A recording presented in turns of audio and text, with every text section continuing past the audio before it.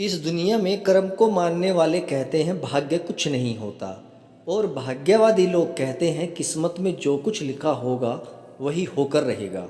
यानी इंसान कर्म और भाग्य इन दो बिंदुओं की धुरी पर घूमता रहता है और एक दिन इस जग को अलविदा कहकर चला जाता है। भाग्य और कर्म को अच्छे से समझने के लिए पुराणों में एक कहानी का उल्लेख मिलता है।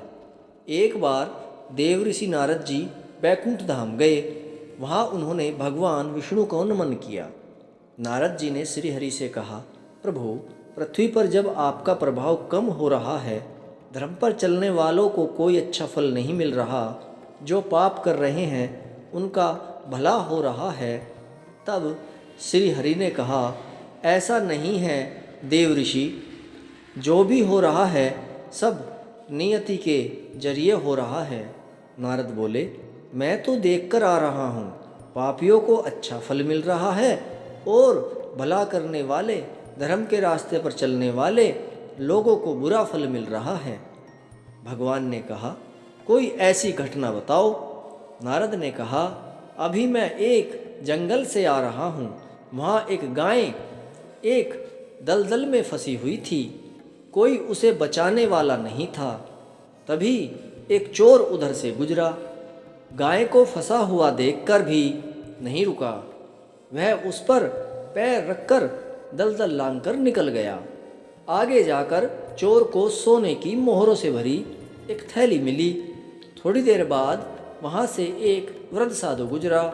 उसने उस गाय को बचाने की पूरी कोशिश की। पूरे शरीर का जोर लगाकर उस गाय को बचा लिया, लेकिन मैंने देखा कि गाय को दलदल से निकालने के बाद वह साधु आगे गया तो एक गड्ढे में गिर गया। प्रभु, बताइए यह कौन सा न्याय है? नारद जी की बात सुन लेने के बाद प्रभु बोले, यह सही ही हुआ। जो चोर गाय पर पैर रखकर भाग गया था, उसकी किस्मत में तो एक खजाना था, लेकिन उसके इस पाप के कारण उसे केवल कुछ मोहरे ही मिली। वहीं उस साधु को गड्ढे में इसलिए गिरना पड़ा क्योंकि उसके भाग्य में मृत्यु लिखी थी, लेकिन गाय को बचाने के कारण उसके पुण्य बढ़ गए और उसकी मृत्यु एक छोटी सी चोट में बदल गई। इंसान के कर्म से उसका भाग्य तय होता है।